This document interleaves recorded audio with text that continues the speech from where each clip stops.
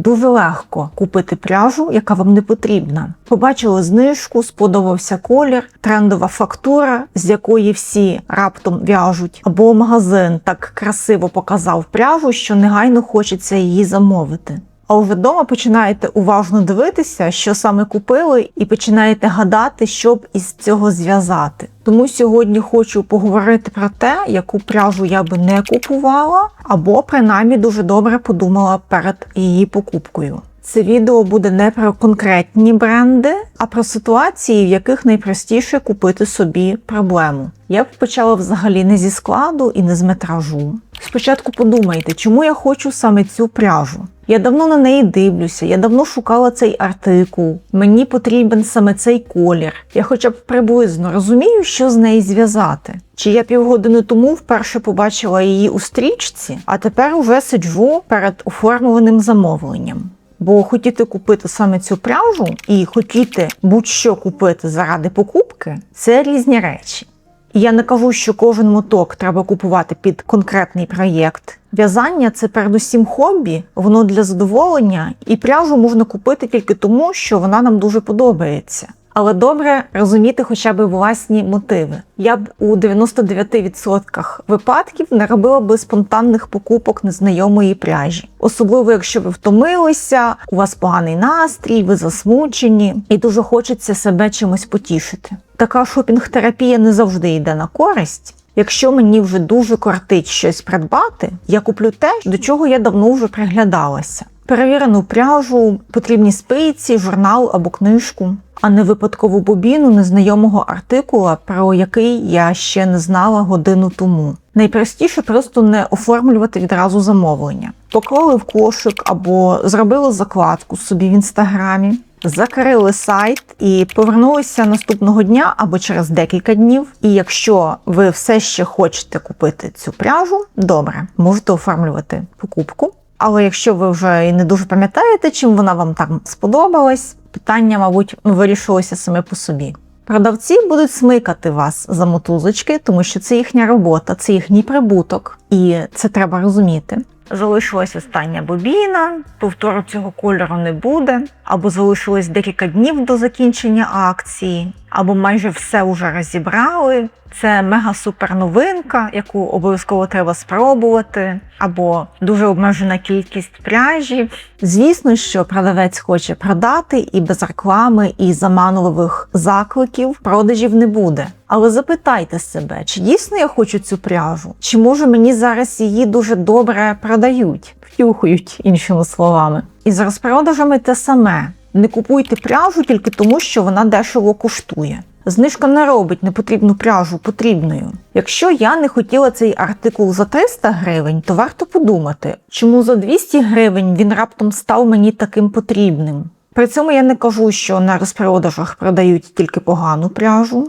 Якщо я вже знаю цю пряжу, колір підходить і мені подобається з нею працювати, то це прекрасно. Значить, мені пощастило і варто робити покупку. Але якщо я бачу її вперше і єдиний аргумент в тому, що на неї йде велика знижка, я б не поспішала. Я б не купувала пряжу тільки тому, що зараз вона модна. Тренди працюють не на всіх. Сьогодні всі хочуть одну фактуру, а завтра іншу, один колір, потім інший колір. Потім усім раптом стає потрібний певний артикул, з якого в'яже модна дизайнерка. Коли постійно дивишся в'язальний контент, дуже легко почати хотіти те, що дуже часто бачиш у стрічці. Але тренд не обов'язково вам підходить. Модна, але не практична пряжа через декілька років буде вже не модною, але так і залишиться непрактичною.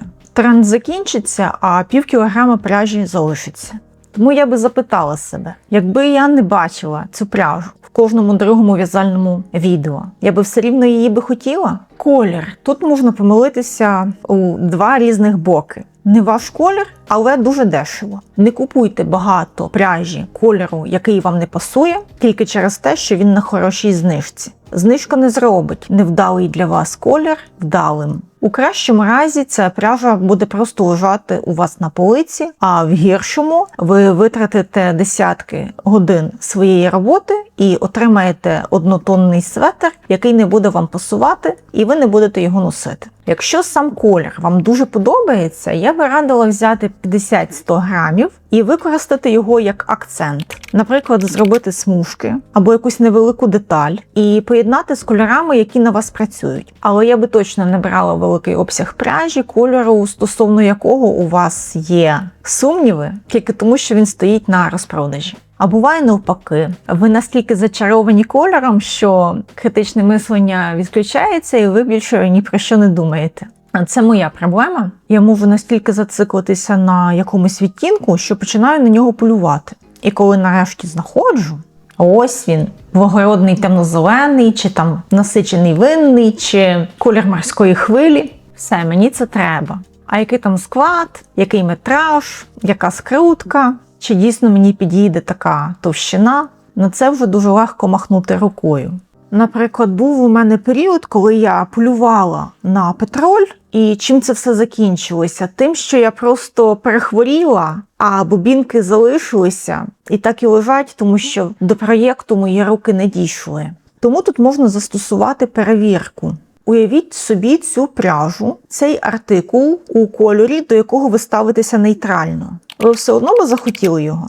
Якщо ні, то, можливо, вам ця пряжа не потрібна. Можливо, вам потрібний цей колір, але на іншій пряжі. Не забувайте про метраж, тому що на колір і склад ми нібито звертаємо увагу відразу, а от про метраж деколи забуваємо. Особисто для мене є метражі, з якими мені важко досягнути потрібної щільності. В одну нитку виходить занадто тонко, дуже багато петельок, а якщо складаю нитку вдвоє, то вже затовсто, петлі завеликі, і мені це теж не подобається. Буває таке, що сама по собі пряжа, вона прекрасна. Красивий колір, красивий склад, приємна на дотик, але з метражем важко отримати потрібний результат. І я вже не в'яжу з неї, а думаю про підмот або інші способи її використання. Тому ще до покупки варто подумати, у скільки складень ми будемо в'язати і чи ми зможемо отримати потрібну щільність з того метража, який має артикул. Звісно, що два різних артикула з тим самим метражем можуть давати різну товщину нитки, відрізнятися за об'ємом, скруткою. Тим не менше, можна більш-менш прикинути, особливо якщо склад зрозумілий. Наприклад, от така от пряжа. Я придбала твіт на основі кардного мериноса, і вона мені дуже подобається. Вона має гарний колір і вона приємна на дотик. Проте тут метраж 650 метрів у 100 грамах, і виходить, що в одну нитку вона дає занадто тоненьке полотно, дуже багато петельок, а в дві нитки, як я вже казала, полотно виходить занадто товстим, і мені це не подобається. Тому я думаю про підмот із гребінного мериноса, але я не планувала це робити, коли купувала цю пряжу. Я думала, що зможу обійтися лише нею. Окрема історія дуже тонка бобінна пряжа. Я говорю про метражі порядку 3000 метрів у 100 грамах. Я би утрималася від покупки такої пряжі, якщо магазин не може мені її змотати в потрібну кількість ниток, а у мене немає професійної моталки. Сама пряжа може бути чудовою, проблема не в ній. Проблема починається з питання, як я підготую цю пряжу до в'язання, як я буду це мотати, як зроблю так, щоб вона мені не плуталася. Якщо магазин може вам її розмотати, чудово. Якщо у вас є професійна моталка і ви не маєте проблем з розмотом вдома, це теж чудово. А от купувати з думкою «якось сама розберуся», я б вже не радила купувати таку пряжу. Якщо чесно, то я мучаюсь деколи навіть зі стандартним метражем мериносів 1500 метрів, тому що якщо я неуважно розмотую її, і в мене зіскакує нитка з мотка під час розмоту, у мене потім виникають проблемні місця в мотку, і замість того, щоб в'язати, я в процесі розпутую це все. І це, відповідно, сповільнює процес і створює мені перешкоди. І протилежність – тонка пряжа, яку вже змотали у 8 чи 10 ниток. На перший погляд це дуже зручно. Все вже зробило за вас, і ви отримуєте дуже конкретну товщину. Але ви прив'язали зразок і виявляється, що 8 ниток – це уже забагато, що вам потрібно 6 ниток. Або ж після покупки ви раптом вирішили використати цю пряжу для іншого проєкту. І тепер треба відділяти частину ниток і перемотувати все. Тобто ви втрачаєте можливість нормально підлаштувати товщину пряжі під ваш проєкт. Тому я би не радила брати пряжу такої змотки, поки ви на 100% не впевнені, що вам потрібна саме ця товщина. Якщо пряжа вам уже зараз неприємна. Ціна хороша, але у пряжі є нюанси. Не переконуйте себе в тому, що після прання ця пряжа стане м'якою. Ви цього не знаєте. Вона може стати, а може і ні. Звісно, що пряжу треба перевіряти на дотик не лише рукою, а прикласти до шиї, до якогось іншого чутливого місця, щоб краще зрозуміти, наскільки вона колюча. Але якщо уже до покупки ви говорите собі, що я буду її носити, але поверх футболки, іншого одягу, не на голе тіло, то краще зайвий раз подумати, чи дійсно вам потрібна така пряжа. Пряжа може виглядати у мотку краще, ніж вона є у готовому виробі. Є пряжа, яка дуже легко закохує себе, коли вона в мотку. Вона може бути неймовірно пухкою, м'якою, об'ємною, мати красиве секційне фарбування, незвичну фактуру, букле, паєтки, якісь цікаві кольорові вкраплення. І в мотку це все може виглядати прекрасно. Але моток і виріб – це різні речі. Інколи хочеться придбати товстий, об'ємний, пухнастий меринос, який має слабку скрутку, тому що він дуже красивий у мотку, але в нього є свої нюанси. У светрі під час носки ця пряжа буде тертися під пахвами, на рукавах, об сумку, яку ви носите. І пухка, слабко скручена нитка дуже швидко може втратити свій товарний вигляд, утворюються ковтунці і потертості. Наприклад, цей артикул – це меринос, артикул Номад. Тут товста ниточка, маленький метраж, порядку 100 метрів, у 100 грамах, здається. І що я вам скажу, ця пряжа, вона дає ковтуни уже під час в'язки. В магазині, на фотографіях вона виглядала дуже красиво, але в житті, не дуже. Тут доволі слабка скрутка. Тому оця пряжа, вона в мене просто пропадає, вона лежить. Єдиний плюс в тому, що я не купила багато. І це мене безумно радує, тому що якби я захотіла собі кардиган з бухти-барахти з цієї пряжі, то я би мала біля кілограму непотрібної пряжі. Тому тут мало побачити красивий моток чи навіть зразок після прання. Варто пошукати в інтернеті відгуки про цю пряжу, подивитися на вироби із цієї пряжі, особливо після певного часу експлуатації. І те саме з пряжею, яка бере нас своїм зовнішнім виглядом. Секційне фарбування в мотку може виглядати фантастично, але в полотні виглядати зовсім не так, як би ми того хотіли. Те саме стосується паєток чи кольорових вкраплень на пряжі. У готовому виробі вони можуть поводитися зовсім не так, як ми очікували. Тому якщо головний аргумент для покупки пряжі звучить як «Боже, яка вона гарна, яка вона приємна», то я би ще дослідила, як ця пряжа виглядає в полотні і як вона себе поводить в експлуатації. І заодно перевірила би догляд. Якщо готову річ потрібно дуже делікатно прати, сушити в горизонтальному положенні, постійно голити ковтунці, або ходити довкола неї навшпиньки, і у вас немає на це настрою, то, можливо, вам треба утриматися від її покупки. Не беріть відразу великий обсяг незнайомого артикула. Якщо є можливість і він нікуди від вас не втече, візьміть 50-100 грамів на пробу. І вже вдома ви можете зв'язати повноцінний зразок, випрати його, і вже тоді на нього подивитися як слід. Чи вам подобається з нього в'язати, чи він не косить, чи підходить вам метраж і фактура, чи не линяє ця пряжа, чи приємна вона до шкіри. 100 грамів пряжі, яка вам не підійшла, це нічого страшного. Ви спробували, ви тепер знаєте. А от якщо ви придбали півкілограма або кілограм, це вже зовсім інша історія. Якщо зі складом якось все туманно, окремо я би дуже обережно ставилася до стоків і пряжі без нормального фабричного маркування. Там може бути написано кашемір, Італія,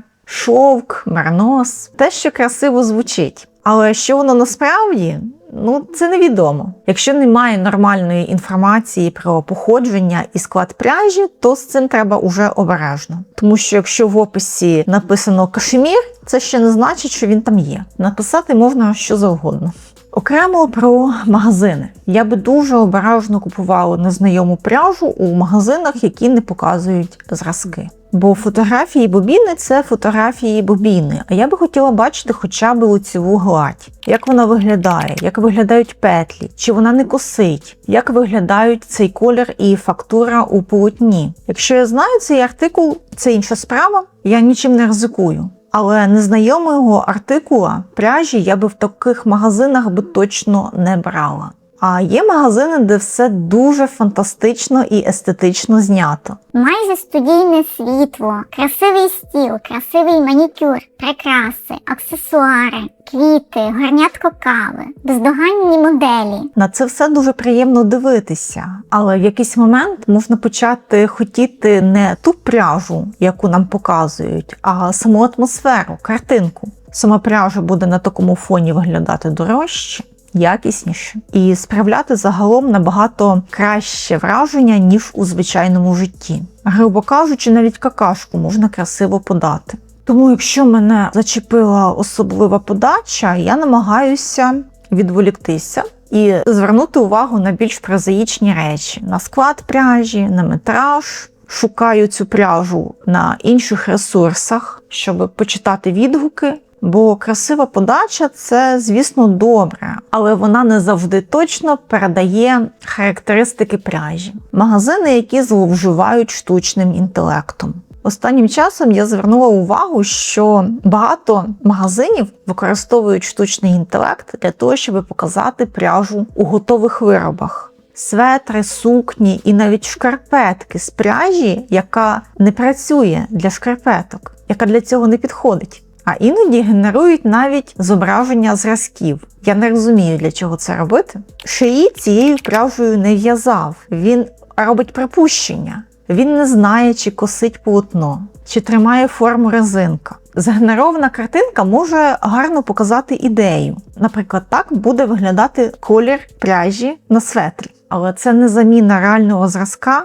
І я би краще подивилась на неідеальний зразок з реального життя, ніж на ідеальну картинку, яку згенерував штучний інтелект. Особливо це стосується пряжі із секційним фарбуванням. Штучний інтелект може лише припустити, як воно виглядає. Такі картинки, вони просто вводять людей в оману. І покупка закінчиться розчаруванням. Якщо магазин показує 20 згенерованих картинок з ідеальними сукнями, светрами, кардиганами, але не може показати один нормальний зразок із реального життя, то я би утрималася від покупок в такому магазині. Скільки ви насправді купуєте і скільки це вам коштує? Коли магазин продає цілі бобіни без відмоту. Наприклад, вам потрібно на виріб 450 грамів мериносу. Але в магазині супер-пупер розпродаж і акційна бобіна важить 734 грами. І магазин продає лише бобінами без відмоту.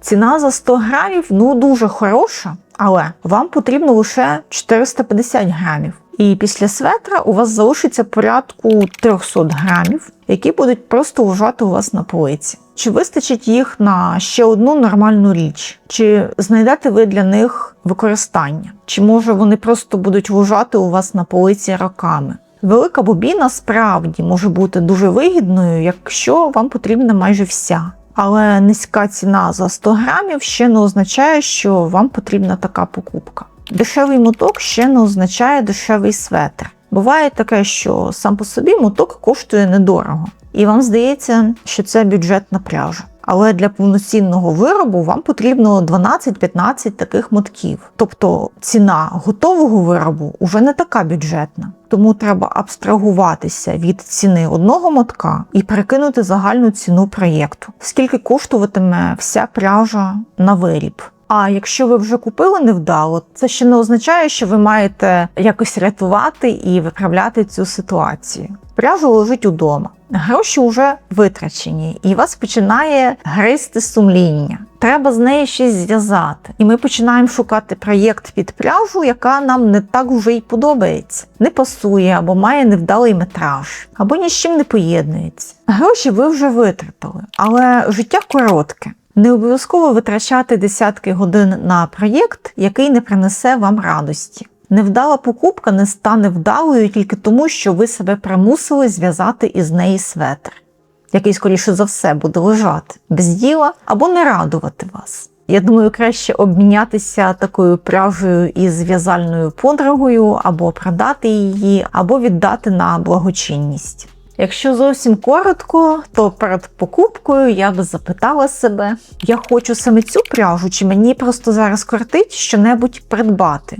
Що мене в ній так зачепило? Сам артикул чи знижка? Тренд, заклик продавця про те, що артикул закінчується, і це остання бобіна. Красивий колір чи дуже естетична, відполірована подача? Чи я розумію, як буду із неї в'язати? Чи я знаю, що з цієї пряжі вийде? Чи я бачила зразок? І скільки мені насправді потрібно цієї пряжі? Чи мені потрібна велика бобіна без розмоту? І після цього ще раз, чи дійсно я хочу цю пряжу? Може статися так, що по ходу аналізу бажання придбати пряжу уже зникло. Можна подумати, що я дотримуюся цих всіх порад. Ні, я їх всі порушила, саме тому я їх і зібрала в це відео, тому що це поради з мого досвіду. Набивання шишок при покупках пряжі. Я точно не за те, щоб перетворювати покупку кожного моточка на детальний аналіз, і іноді можна купувати пряжу тільки тому, що вона вам подобається. Але є різниця між розумінням цього. Ви розумієте, що, може, пряжа вам не так вже й потрібна, але ви все рівно її хочете. І випадками, коли вам так добре цю пряжу продали, що потім ви сидите над бобінкою і чухаєте собі голову, думаєте, а що ж з неї я тепер буду в'язати? І взагалі, навіщо я робила цю покупку? Тому для мене головне не навчитися купувати якусь дуже правильну пряжу, а просто розуміти свої мотиви. Що я купую і для чого я це купую. На цьому все. Я на сьогодні достатньо розкритикувала пряжу і магазини. Побачимося у наступному відео.